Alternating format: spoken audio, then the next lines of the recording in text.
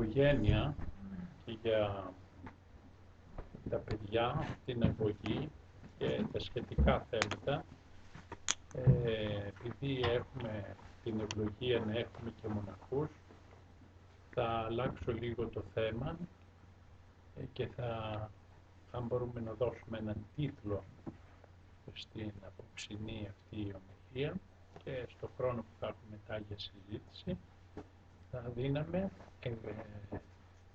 γάμος και μοναχισμός. We were originally going to speak about family and children and discipline of children, but since there are monks here as well, if we were to give a title to today's talk, we'll call it Marriage and Monasticism. Ο μοναχισμός είναι ένας δρόμος για το Θεό. Το ίδιο είναι και ο γάμος. Και ο γάμος είναι ένας δρόμος για τον Θεό. Monasticism is a path to God, and so is marriage. It's also a path to God. Οι δρόμοι αυτοί είναι με την κλίση, με ήττα και με γιώτα, με την κλίση, δηλαδή την πρόσκληση και την τάση, τη ροπή του κάθε ανθρώπου. Δεν κάνουν όλοι για μοναχοί, ούτε κάνουν όλοι για παντρεμένοι. These paths are according to a person's calling. Not everybody is suitable to be a monastic, and not everybody is suitable to be married. Οι ασφαλείς δρόμοι για την Εκκλησία μας είναι ο μοναχισμός και ο γάμος. The sure ways in our church are monasticism and marriage. Δεν λέμε ότι ένας άνθρωπος που δεν μονάζει ή δεν παντρεύεται και μένει στον κόσμο ότι δεν σώζεται, αλλά έχει πολλούς κινδύνους, πολλές προκλήσεις και δυσκολίες και λέμε ότι είναι το καλύτερο, ποια είναι η ακρίβεια. That's not to say that somebody living single in the world that's neither monastic nor married has no hope of salvation, but there are more troubles, more temptations, and we're just saying what the better way is. Ας πούμε, ένας ανάπηρος δεν μπορεί ούτε το ένα ούτε το άλλο.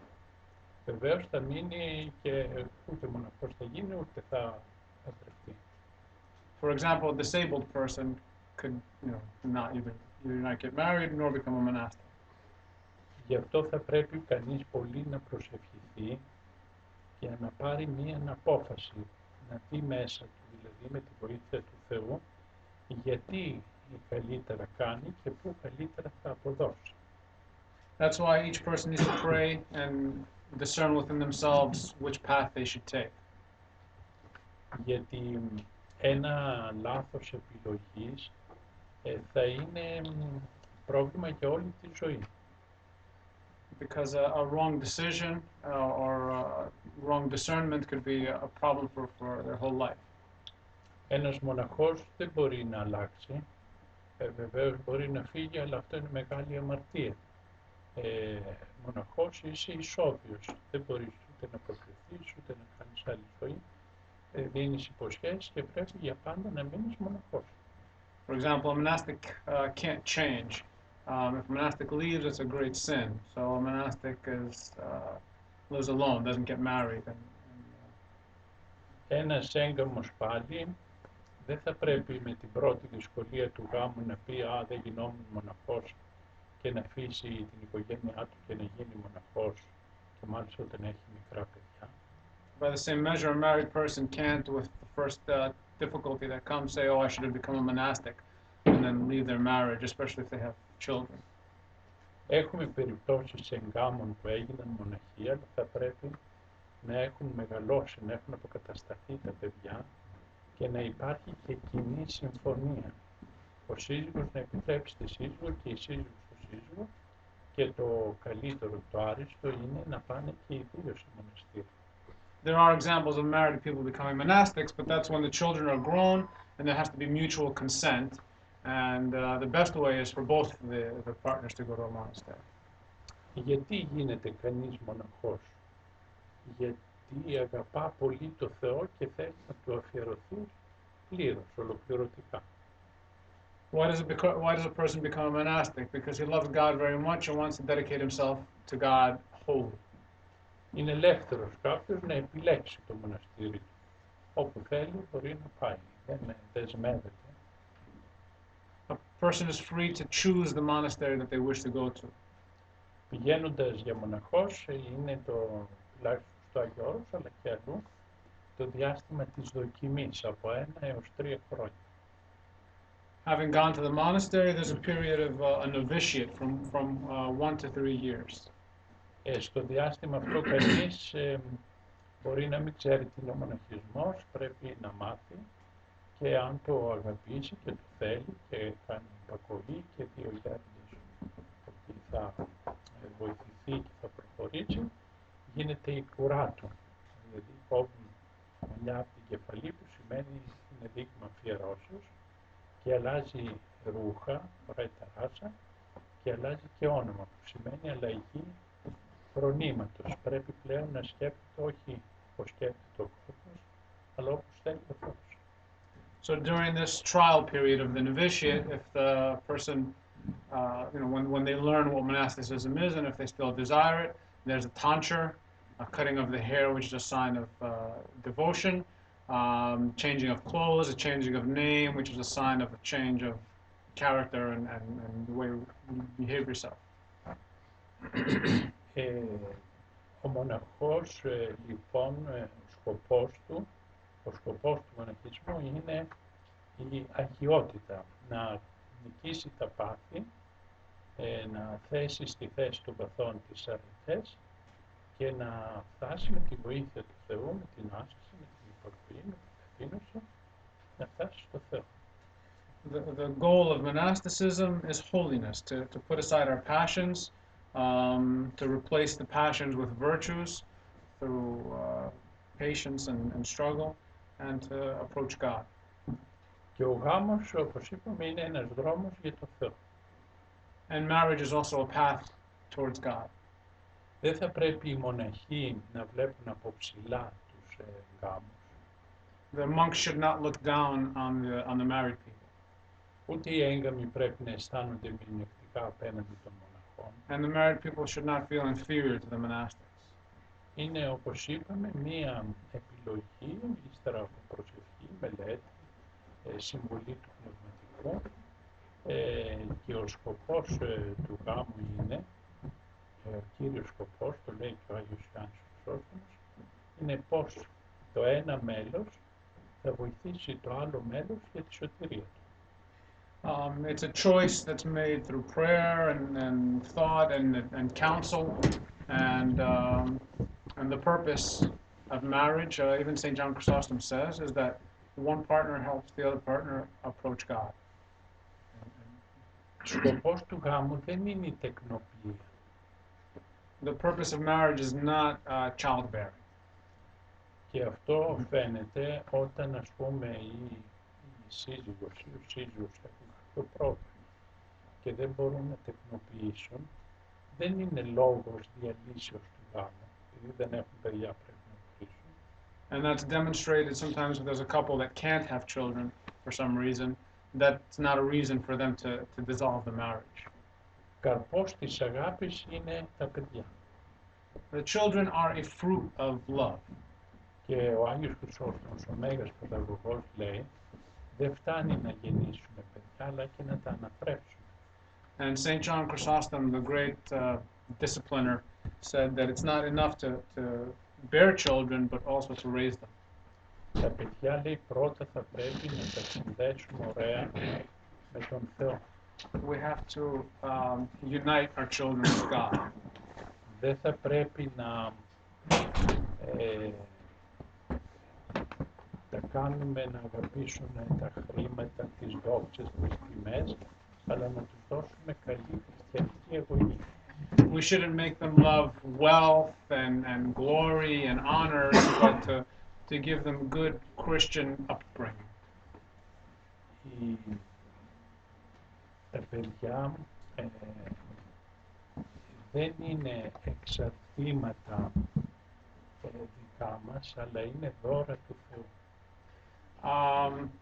Children aren't our dependencies, aren't just dependent on us. They're gifts from God. Δεν είναι προέκταση του εγώ μας, του εγωισμού μας, αλλά ευχαριστούμε τον Θεό για την ευλογία που μας έδωσε και προσπαθούμε να τα κάνουμε και αυτά με το όφελος της Βασιλείας του Θεού, με το να αγαπήσουν εγκάρδια του Θεού. Yeah, the children are not an extension of our ego, but we have to just be grateful to God for the gift that He gave us and try to make them also citizens of heaven and to make them love God. Λέει χαρακτηριστικά ο Άγιος Χρυσόστομος, τα παιδιά ποτέ δεν πρέπει να τα δέρνουν. St. John Chrysostom says that we should never spank or never hit our children. Πράγμα που λέει η σύγχρονη ψυχολογία. Which also contemporary psychology says. Και λέει ένα αυστηρό βλέμμα φτάνει. And he says that a stern look is enough. Και λίγο να υψώσουμε τη φωνή είναι αρκετό. And if we just raise our voice a little bit, it should be enough. Και όταν θα πάει καλά στα μαθήματα ή στα αγωνίσματα, θα πρέπει να του πούμε τον δίκαιο έρμενο. And if the child does well in their school and in their endeavors, we should also give them their deserved praise. Αλλά όχι να το κολακεύουμε υπερβολικά. But not to be flattering the child more than necessary. Λένε και οι σύγχρονοι γέροντες ότι τα παιδιά θα τα βοηθήσουμε πιο πολύ με το παράδειγμα. The contemporary elders say that we'll help the children more by our example. Δεν μπορεί να τσακώνεται το αντρόκινο να λέει στα παιδιά καθίστε ήσυχα. The husband and the wife can't be fighting with each other and telling the child, you sit and be quiet. Δεν μπορεί να καπνίζει το αντρόκινο να λέει στα παιδιά μην καπνίζετε. The parents can't be smoking and telling the child don't smoke. Και τα παιδιά πολύ τραυματίζονται και γίνονται νευρικά και προβληματικά με τους καυγάδες των γονέων. And the children are traumatized and become stressed by the fights or the difficulties between the parents. Επίσης χρειάζεται μεγάλη διάκριση στη θρησκευτική αγωγή. And there has to be great discernment in the religious upbringing. Να μην πιέζουμε και καταπιέζουμε τα παιδιά και έτσι θα δημιουργηθούν αντιδράσεις στη σχέση τους με την Εκκλησία και τα μυστήρια. We shouldn't pressure them and stress them because then they will react. They'll have reactions in relation to the church and to mysteries. Θα πρέπει να τα εμπνεύσουμε. Αυτή είναι η λέξη που δεν μπορούσα να σκεφτώ. We have to inspire them. Θα, όπως έλεγε ο Γέροντας Παΐσιος, μια λέξη που δεν μεταφράζεται στα αγγλικά, είναι καθαρά εθνική. Τα παιδιά θα τα βοηθήσουμε με το να τα ρίξουμε στο φιλότιμο. There's a word philotimo, which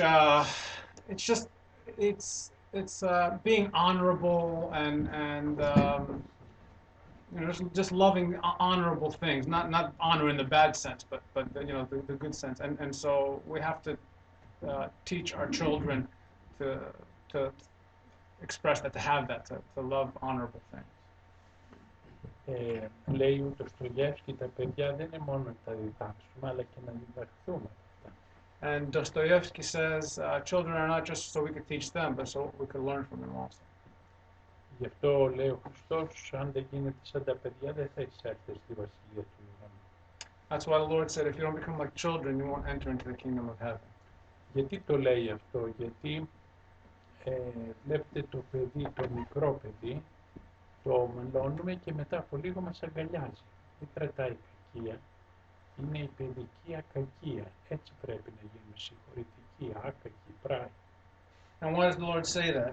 We see in a young child that we may yell at the child, and then a little while later the child will hug us, and the child doesn't hold malice. It's very forgiving, and so that's what we have to learn from the children. Όταν τα πιέζουμε πολύ τα παιδιά για την νηστεία, για την εκκλησία, για την προσευχή, μπορεί επειδή είναι μικρά να μας ακούνε, αλλά μετά θα φύγουν. If we overpressure the children about fasting and about church and about religious things, they may listen to us because they're young, but later on they may stray. Θα θεωρούν τα πολύ ωραία αυτά πράγματα όπως είναι ο πλησιασμός, η προσευχή, η νηστεία, σαν βασανιστήρια, σαν κάτι που τους κουράζει, που τους βαραίνει και επειδή καταπιέστηκαν, αντιδρούν και δεν θέλουν τίποτα μετά. Instead of seeing those things as the beautiful things that they are, they may see them as torture. And then they may just react afterwards and not want to have anything to do with it. Γι' αυτό χρειάζεται πολύ προσοχή, λεπτότητα και διάθεση. That's why we need a lot of carefulness, discernment, and just attention to detail.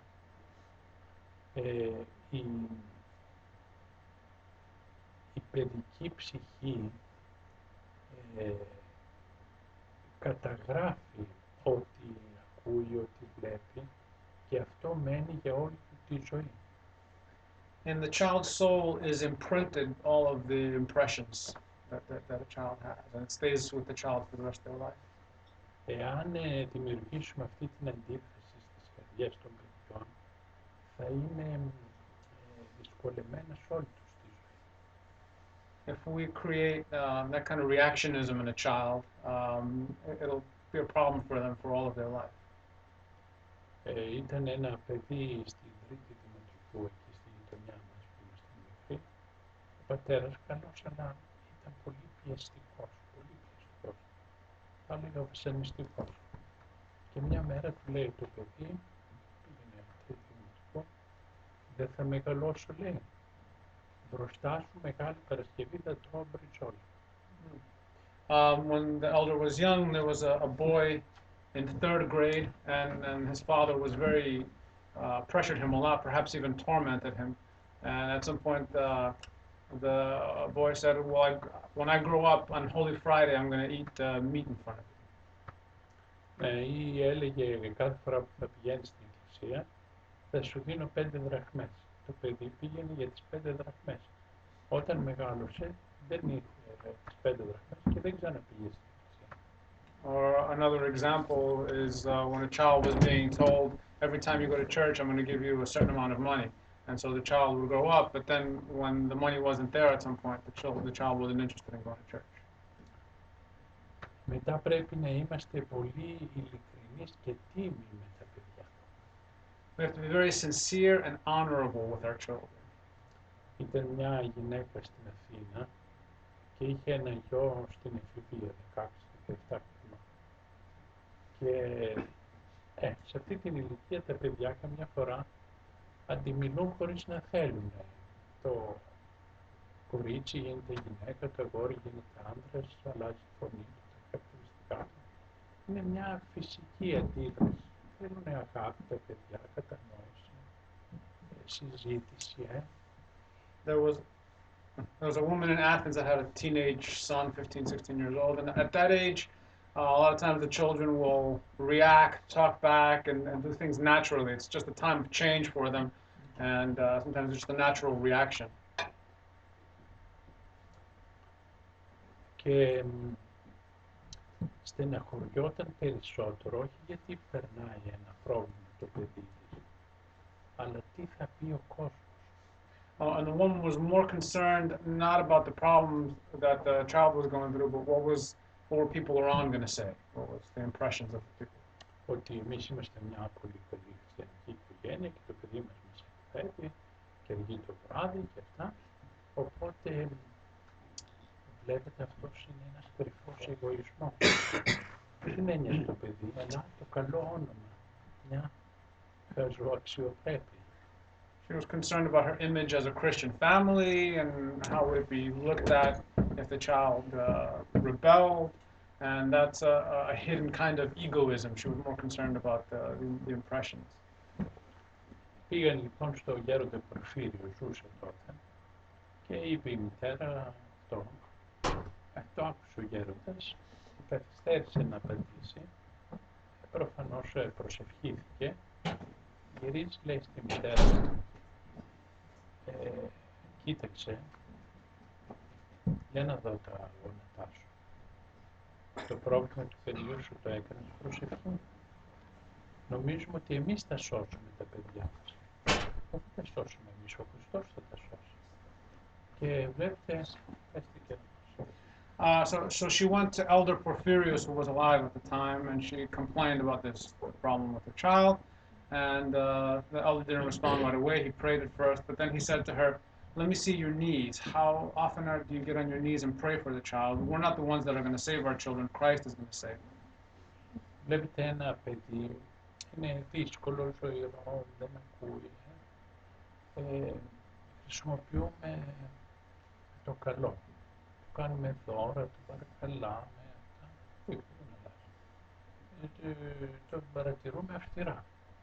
Φωνάζουμε, τους αποκληρώσω, δεν τρέψει, δεν πάμε. Πάλι δεν αλλάζει. Αδιαφορούμε, του δεν καλό, του πω. Ας κάνουμε τι θέλει. Να πάμε τότε στο Χριστό και να πούμε Θεέ μου, είμαι αδύναμος. Και το ένα χρησιμοποιήσω και το άλλο. Δεν βγαίνει. Εσύ όμως είσαι παντοδύναμος. Αυτό που δεν μπορώ εγώ, εσύ το μπορείς. Θα βοηθήσω ο Θεός. Μερικές φορές δεν θέλουμε τη βοήθεια του Θεού και νομίζουμε ότι μόνοι μας θα τα κάνουμε. Ότι εμείς θα σώσουμε, ότι εμείς θα διορθώσουμε, ότι εμείς θα επιβληθούμε. Και αυτό είναι ένα λάθος. If we have a child that's difficult and aggressive and talks back and stuff, and we try one approach, we try gifts and flattery, and that doesn't work. Then we try the stern approach, and that doesn't work.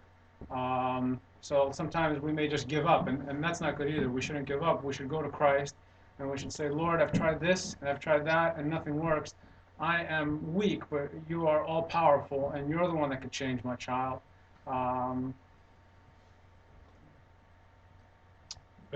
Ο γάμος είναι ένα από τα μυστήρια της Εκκλησίας μας. Marriage is one of the mysteries of the church.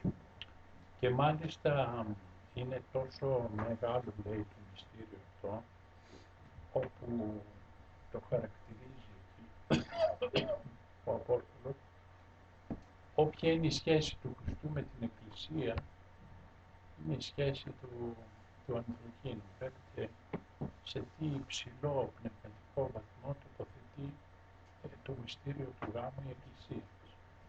And St. Paul compares the mystery of marriage to the relationship between Christ and the church. He puts it on at such a high level, as comparing it to the relation husband and wife to the relation between Christ and His church. Δύο μέχρι χθες άγνωστοι άνθρωποι βάζει ο Θεός την αγάπη στις καρδιές τους και δεν μπορούν να ζήσουν χωριστά. You have two people that until yesterday did not know each other, and God puts in their heart a love for each other so that they can't live without each other. Αν δεν υπήρχε η αγάπη, δεν θα μπορούσαν οι άνθρωποι να ζήσουν μαζί. If there wasn't love, then people would not be able to live together. Όλοι οι άνθρωποι έχουν ελαττώματα, δυναμίες. Η αγάπη όμως τα καλύπτει αυτά, τα παραβλέπει. Και έτσι μπορεί μια κοπέλα να μην είναι όμορφη, αλλά επειδή υπάρχει η αγάπη, τη θεωρείται πιο όμορφη. Όπως μια μητέρα, το παιδί της μπορεί να είναι λίθαρο, να θεωρεί ότι έχει το ωραιότερο μάτι. Δεν είναι χαζή. Είναι αυτό το φίλτρο της αγάπης, της μητρότητας που το βάζει ο Θεός στις καρδιές.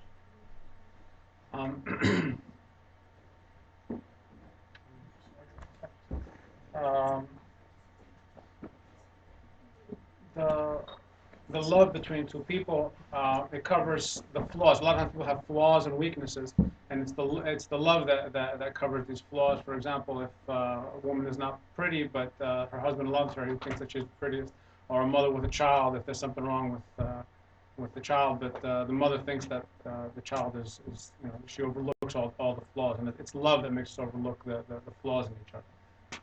Όταν ήμουν νέος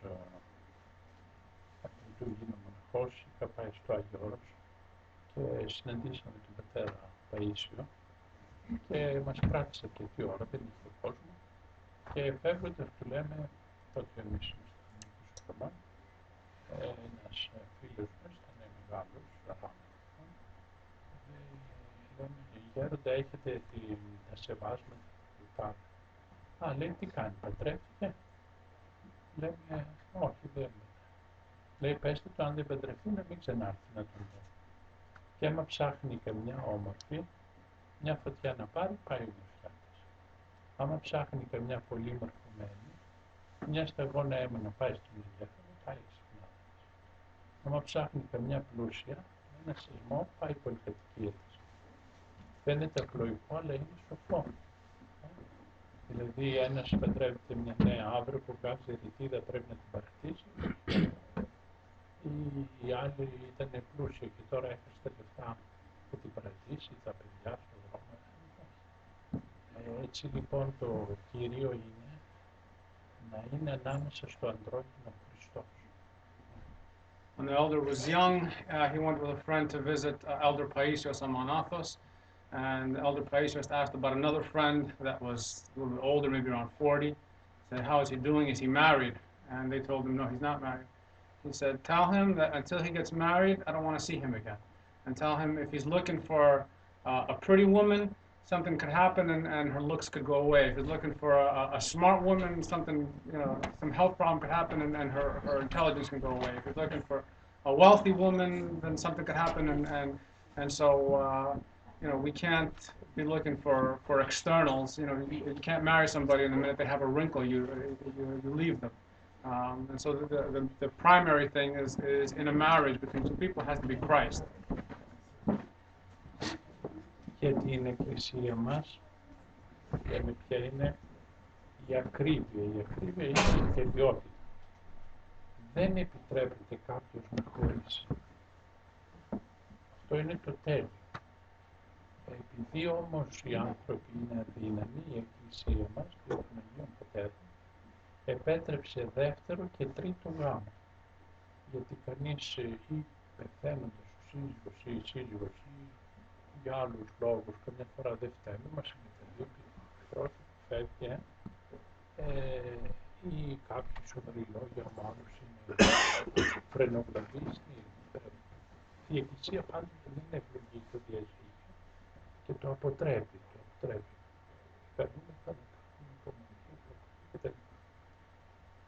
Αν πάντως ο άνθρωπος τελικά πάρει διαζύγιο, όπως είπαμε, επιτρέπει η Εκκλησία δεύτερο και τρίτο γάμο, γιατί για να μην ο άνθρωπος αμαρτάνει, για να μην πορνεύει, γιατί κάθε σχέση εκτός γάμου είναι πορνεία, επιτρέπει το δεύτερο και το τρίτο γάμο. Και θα πρέπει κανείς αυτό να το σκέφτεται και να έχει μια συνέστηση της αμαρτωλότητας, της αδυναμίας, να μην θεωρεί ότι η Εκκλησία είναι υπερβολικά αυστηρή και μας βασανίζει και μας ταλαιπωρεί, αλλά να σκύβει ταπεινά και να ζητά το θέλημα του Θεού. Ideally, in the church, there should be no divorce. But because of man's weakness, the church has made concessions and allows second and third marriages for extreme cases. There could be a case where one of the partners could pass away, or sometimes there's abandonment or severe abuse. And so there are instances where the church allows, if a divorce does happen, there are instances where the church allows a second and a third marriage. But the church strongly discourages divorce and encourages humility and patience and whatever is necessary and possible to keep a marriage together. Μερικές φορές και οι χριστιανοί μας μελετάνε και ακολουθούν το Ευαγγέλιο αποσπασματικά, ό,τι μας συμφέρει, όχι και πολλά. Αυτό δεν είναι ορθό βέβαια. Και να πω έτσι βλέπετε, πάμε στην εκκλησία, εξομολογούμε, θα νηστεύουμε. Λέει το παιδί μας θα γίνει μοναχός, σηκώνουμε επανάσταση. Εμένα το παιδί, μοναχός, ναι, για άλλους βέβαια θεωρούν ευλογία. Αλλά ακόμη και οι χριστιανοί αντιδρούν. Εμένα θα γίνει παπάς, ναι. Και μια φορά πήγε ένας πατέρας στον Άγιο Χρυσόστομο και είχε πάει ο γιος του στο μοναχισμό και αντέδρασε, θύμωσε και πήγε να βρει το λόγο. Λέει, εγώ λέει το σπούδελ το μεγάλο για να πάει στο μοναστήρι να κατακολουθεί λέει ο Άγιος, καλό δρόμο επέλεξε, δεν ακολούθησε τίποτε κακό. Λέει καλά, και άμα όλοι γίνουν μοναχοί, τι θα γίνει? Κοίταξε, μη συζητάμε πράγματα που δεν πρόκειται να γίνει. Αλλά κι αν γίνει, θα επισπευθεί η βασιλεία των ουρανών. Δεν θα γίνει ούτε, θα έρθουν το τέλος. Βλέπετε, οι Άγιοι έχουν για όλα ωραίες απαντήσεις και καλές. Πάντως πρέπει να δούμε με αυστηρότητα τη σχέση μας με την Εκκλησία, με τον Χριστό, με τα μυστήρια, γιατί εμείς βλέπουμε αυστηρά τους άλλους και με πολύ βίκαια τον εαυτό μας. Και αυτό δεν είναι ορθόδοξο, δεν είναι πατερικό, δεν είναι ευαγγελικό, δεν είναι χριστιανικό. A lot of times we follow the gospel parts. We just select the part of the gospel that is convenient to us, and we follow that. And that's not right.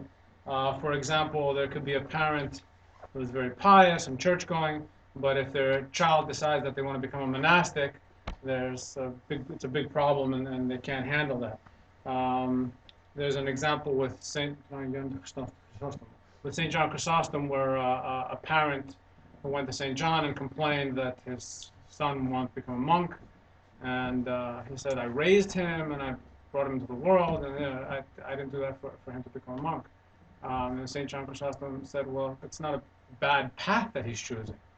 And the man said, well, what if everybody in the world becomes a monk? And St. John Chrysostom said, it's fruitless to discuss something that's never going to happen, but even if that were to happen, then that would be the kingdom of heaven would come.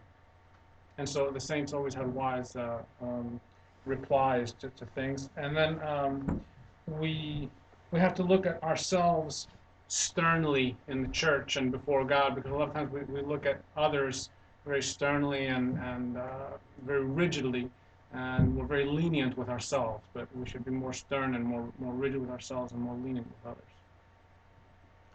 Είπαμε ότι πολλοί τα παιδιά βοηθούνται από το καλό παράδειγμα. Καλό παράδειγμα. Και όταν, ας πούμε, λέει ο πατέρας η μητέρα κάτι και δεν το κάνει, τότε το παιδί αντιδρά μέσα του και σου λέει αυτοί κοροϊδεύουν, δεν είναι αληθινοί, δεν είναι τίμοι. Δηλαδή πάει ο πατέρας, η μητέρα στην εκκλησία, αλλά άμα νόμουν, ορίζονται και μου δάνε τα λεφτά μου. Οπότε αυτό είναι κάτι αντιφατικό. Δεν μοιάζει η ζωή του στην εκκλησία. Δεν είμαστε άλλοι στην εκκλησία και άλλοι στο σπίτι. Είμαστε οι ίδιοι πάνω. Δεν είμαστε άλλοι την Κυριακή, άλλοι την καθημερινή.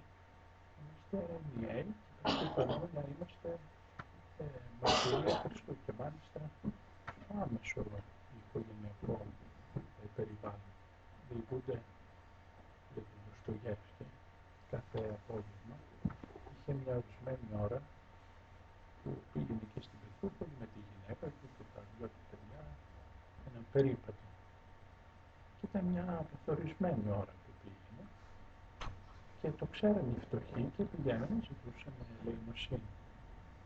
Αυτός ήταν αφοσιωμένος, ήταν έτσι πολύ σοφός άνθρωπος και του Θεού.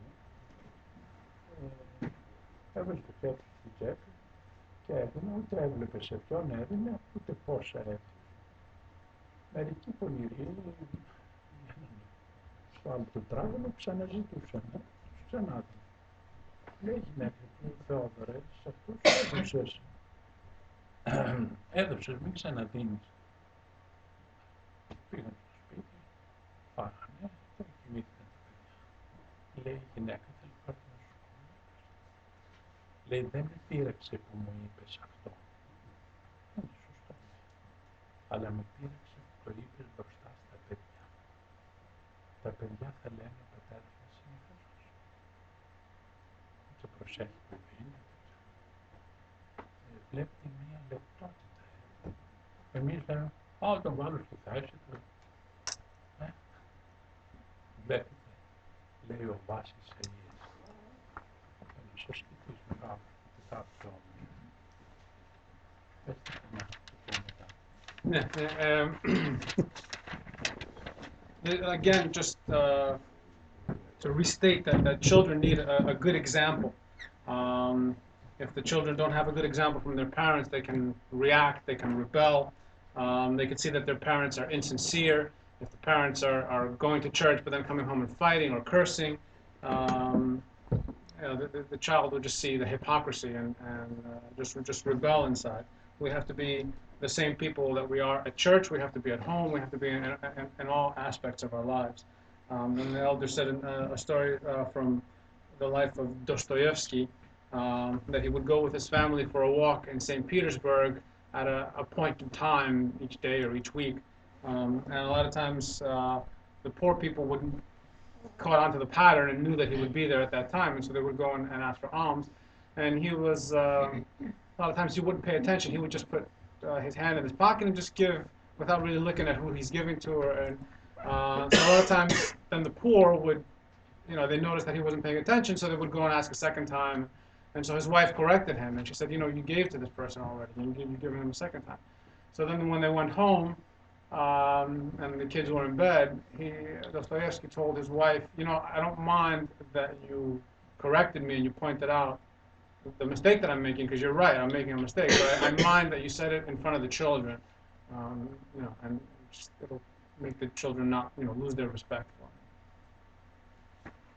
Μας έλεγε ο γεροντάς του Σπιτήρη Μηδιανός, αν δεν μπορέσετε να γίνετε πνευματικοί άνθρωποι, τουλάχιστον να γίνετε ευγενείς. Η ευγένεια είναι το πρώτο σκαλοπάτι της πνευματικότητας. Και λέγεται για το γράφιο με βάση της Αγίας, όταν λέει δύο μοναχοί βαδίζουν μέσα στο δάσος, στην έρημο κλίμα. Εσύ, λέει ο νεότερος, το γεροτότερο θα τον έχεις στα δεξιά σου. Ώστε αν κάποιος έρθει να χαιρετήσει, θα χαιρετήσει αυτόν που είναι δεξιά. Και εσύ ο νεότερος θα πηγαίνεις ένα βήμα πιο πίσω, γιατί δεν πρέπει να πηγαίνεις πιο γρήγορα, ο γεροντότερος θα κουράζεται. Θα πηγαίνεις και μετά από λίγη ώρα, θα πεις με συγχωρείτε γέροντα, μήπως λίγο να σταθμεύσουμε, να ξεκουραστείτε. Έχετε τι λεπτότητα. Νομίζουν μερικοί ότι οι μοναχοί είναι τίποτα αγριοί άνθρωποι, ότι είναι σκληροί, ότι είναι γλωστηροί. Δεν είναι έτσι. Ή ότι είναι κατσούφινες, ότι είναι κακομοίριδες. Δεν είναι έτσι. Βεβαίως είναι σοβαροί, συνετοί, σεμνοί, αλλά έχουμε μια πραγματικότητα, κοινωνικότητα, εσωτερική ηρεμία. Και όταν λέει είσαι στο ναό, λέει συνέχεια, ο βάζεις Αγίες, και γίνεται η αγρυπνία, η λειτουργία. Και ο αδελφός σου λέει από κοιμηθεί στο στασίδι, βάλε, λέει, το χέρι σου να κουμπίσει το κεφάλι του. Εμείς τι λέμε, θα ξύπνα να δεν τρέψουμε στην εκκλησία και κοιμάσαι. Και νομίζουν ότι κάνουμε το έργο του Θεού. Νομίζουν. Ναι, ή κάνουμε συνέχεια παρατηρήσεις. Αυτός ο παπάς δεν είναι καλός, αυτός δεν θέλει να ψάρει, εκείνος έλεγε. Αυτές οι συνήθειες. Να ευχαριστούμε που έχουμε παπά να μας τάψει. Να ευχαριστούμε που έχουμε παπά να μας ευλογήσει.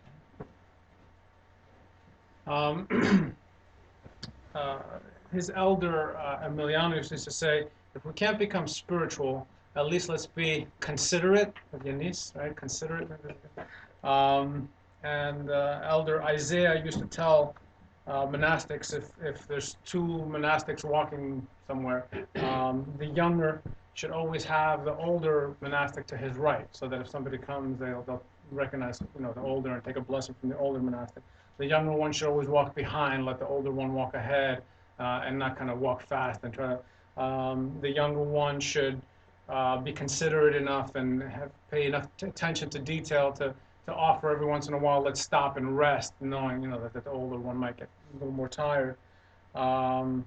And so a lot of times people have the impression that monks are uncivilized or gruff, but that's not the case. We can also be sensitive and civilized.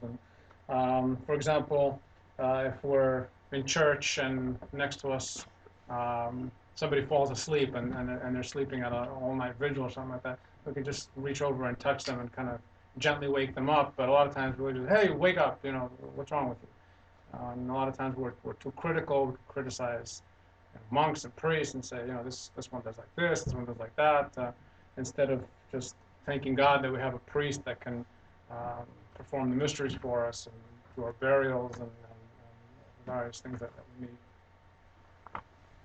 Στο μετόχι της Μονόπτρας στην Αθήνα ήταν ένας πολύ ενάρετος Γιάννης που γράψει και το βιβλίο Γέροντας Ιερώνυμος Μονοπετρίτης, ο οποίος εξομολογούσε χιλιάδες κόσμο, πάντα είχε ουρά και γινόταν αγρυπνία εκεί στο ναό της Αναγύψεως. Ο Γέροντας εξομολογούσε στο κελί του, ήταν άλλος ιερέας στην αγρυπνία και κάποια στιγμή πήγε ο Επίτροπος, του λέει ο Γέροντας Ιωάννη, πώς πάει η αγρυπνία? Λέει, πώς να πάει, λέει, και αυτοί οι ψάλτες δεν ψέλνουν καλά. Λέει, παιδί μου, και των καλύτερων ψαλτών μερικές φορές οι φωνές δεν πάνε πάνω από το κεφάλι τους. Λέει, και ο κόσμος, λέει, κοιμάται, τα παιδιά. Λέει, κοίταξε, κουρασμένοι άνθρωποι, και ότι ήρθαν στην εκκλησία μες στη νύχτα πολύ. Αν πειράζει, κοιμηθούν, πάνε μες στην εκκλησία να ξυπνήσουν. Βλέπετε, ο καλός άνθρωπος τα βλέπει καλά. Γι' αυτό έλεγε ο Θεοπαΐσιος να φτιάξουμε ένα εργοστάσιο καλών λογισμών. Να μην συνέχεια είμαστε καχύποπτοι, ζηλόφωνοι, περίεργοι, παράξενοι. Ενώ είναι πιο δύσκολα αυτά. Πιο εύκολο είναι να είμαστε απλοί, άνοι, καλοσυνάτοι. Άμα θέλουμε όλοι να μας αγαπούν, λίγο να αγαπάμε, γιατί όλοι πάσχουν από αγάπη. Λίγο το νιώθεις. Αλλά για να αγαπήσεις πρέπει να έχεις ταπείνωση. Να έχεις μια θυσιαστικότητα. Εμείς θέλουμε μόνο να μας αγαπάνε, μόνο να μας δίνουν, μόνο να κερδίζουμε, μόνο εμείς να είμαστε καλά.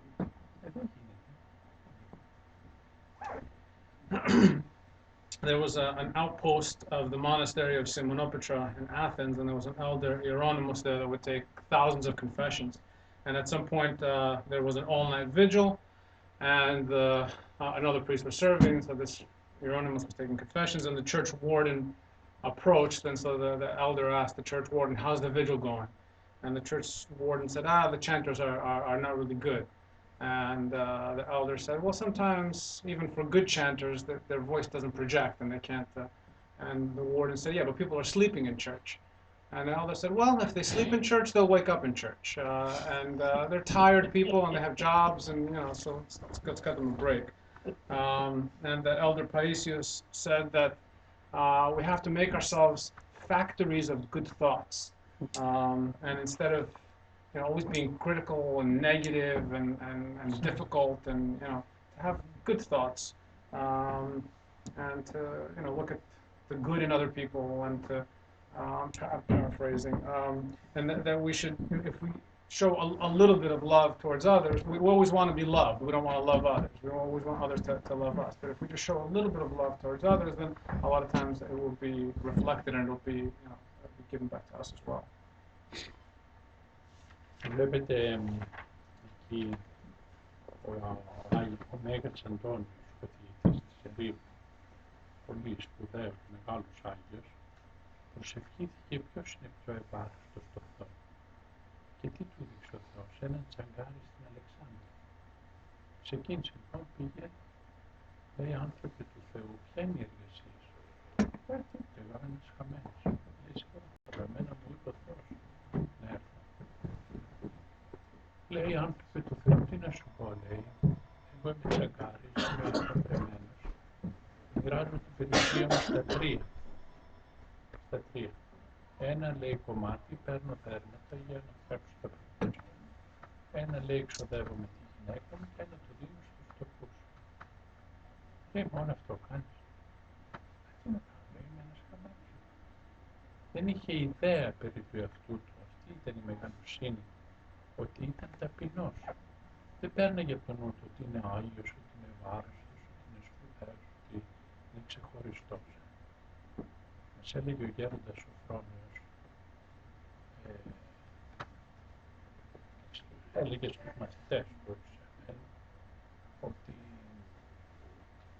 μετά που εκοιμήθη ο Άγιος Ουρανός το 1238 πήγε στην έρημο και εξομολογούσε πολλούς μοναχούς και από μοναστήρια και από χιλιά και έλεγε ότι 22 μοναχοί από αυτούς που εξομολογούσε έβλεπαν κάθε βράδυ το άκτιστο φως. Το φως που είδαν οι μαθητές του Χριστού στη μεταμόρφωση αξιώνονται οι καθαροί άνθρωποι και μερικοί υπάρχουν βεβαίως και το βλέπουν και μετέχουν των κτίστων ενεργειών του Θεού κτλ. Αλλά δεν τους το είπα, λέει, ότι βλέπουν κάποιο αυτό, για να μην πούν ότι κάτι είναι. Τους άφησα. Και αυτή, λέει, ήταν τόσο απλή και τόσο ταπεινή που πίστευαν ότι όλοι οι χριστιανοί βλέπουν το άκτιστο. Δεν είναι κάτι ιδιαίτερο για αυτούς. Βλέπετε, η ταπείνωση είναι μεγάλη υπόθεση. Να έχουμε έτσι φρόνημα τελωνικό, σαν τον δαιμόνα,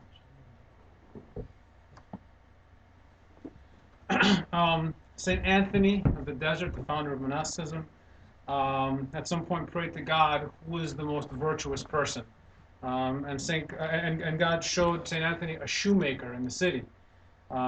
So Saint Anthony went to visit the shoemaker and said, "What do you do? What's your virtuous work?" And the shoemaker said, "I don't do anything. I'm not virtuous. I'm a lost soul." He said, "Well, what do you do? Tell me. God showed to me that your virtue." And he said, "Well, I don't do anything." He said, "I'm married, and I split my property into 3 parts. The one part I use for my work, for buying leather to make shoes. The one part I use for myself and my wife, and the 3rd part I give to the poor." And Saint Anthony said, "Is that all you do?" And he said, "Yes. I'm a lost soul. I'm not worth really anything." So his virtue was that he didn't recognize what his virtue was. His virtue was his humility.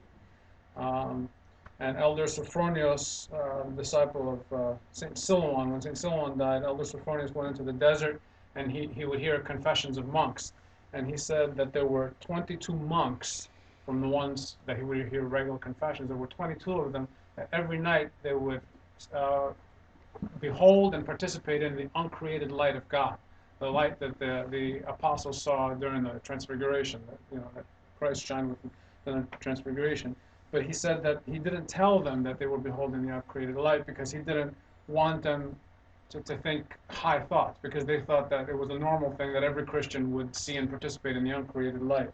And so the thing that distinguished them was their humility. Τώρα μέσα στο γάμο υπάρχουν διάφορα μικρά ή μεγάλα πρακτικά προβλήματα. Ένα είναι, μάλλον καλό είναι, το ανδρόγυνο και τα παιδιά, αν γίνεται, να έχουν ένα πνευματικό. Δεν έχει άλλο σύζυγο, διότι θα έχει διαφορετική κατεύθυνση, διαφορετική αγωγή. Βέβαια, αν κανείς, ας πούμε, πριν παντρευτεί ήταν συνδεδεμένος πολύ με έναν ή ο άλλος, βέβαια γίνεται και αυτό, αλλά λέμε ποιο είναι καλύτερο, να υπάρχει κοινή γραμμή πλεύσεως, να έχουν την ίδια κατεύθυνση. Ο πνευματικός δίνει αυτή την κατεύθυνση, αλλά δεν μπαίνει σε λεπτομέρειες του συζυγικού βίου, δεν είναι σωστό αυτό. Αυτό το οποίο βαραίνει την ψυχή του ανθρώπου, το καταθέτει, το λέει και προχωρά. Τα παιδιά δεν μπορούμε να τα πιέσουμε για την εξομολόγηση, αλλά μπορούμε να τους μιλήσουμε βεβαίως, όχι ότι θα πάνε στην κόλαση και θα λοιπά με φόβο και με τρόμο, αλλά ότι θα βοηθηθεί η ψυχή τους, δηλαδή θα φύγει αυτό το βάρος από την καρδιά τους. Από πότε μπορούν να εξομολογούνται τα παιδιά? Από τότε που καταλαβαίνουν. Δεν χρειάζεται να είναι 10 ή 20 χρονών. Και από 5 βέβαια, τι θα πει ένα παιδάκι? Δεν ακούω τη μαμά μου. Μαλώνω, αλλά αρχίζει να παίρνει αγωγή, μαθαίνει. Είναι καλό. Εντάξει, το μικρό παιδί θα του δώσουμε γάλα. Αλλά μπορούμε να του πούμε σήμερα για το Χριστό δεν θα φάμε κρέας. Το παιδάκι σιγά σιγά θα το αγαπήσει, θα το καταλάβει. Αλλά όπως είπα και στην αρχή, δεν χρειάζεται πίεση, γιατί η πίεση φέρνει αντίδραση. Θέλει ωραίο τρόπο. Και να ξέρετε πάντοτε ότι το καλό μόνο με καλό τρόπο θα έρθει. Με κακό τρόπο δεν έρχεται το καλό. Δεν μπορούμε να νευριάζουμε, να φωνάζουμε, τότε το έχουμε χάσει το παιχνίδι. Πρέπει με τρόπο πολύ λεπτό, πολύ υπομονετικό και όταν ας πούμε δεν γίνεται κάτι, όπως είπαμε, να το ζητάμε από το Θεό, να συνδράμει, να βοηθήσει, να μεσολαβήσει, να συμπαρασταθεί. There's certain practical issues that can be addressed in marriages. One thing is that it's ideal for a family to have one confessor, and to have or a spiritual father, and to have guidance from one person. Of course, there are exceptions. Perhaps if one of the couple already had a long-standing relationship with a confessor or spiritual father from before their marriage, there are exceptions. But ideally, it's best for a family to have one confessor, and the confessor guides, but he doesn't enter into the details of people's married lives. We go to the confessor, we express whatever is troubling us, and he kind of talks us through it, but not getting too involved in people's lives. And then with children, with confession, for example, we shouldn't pressure them.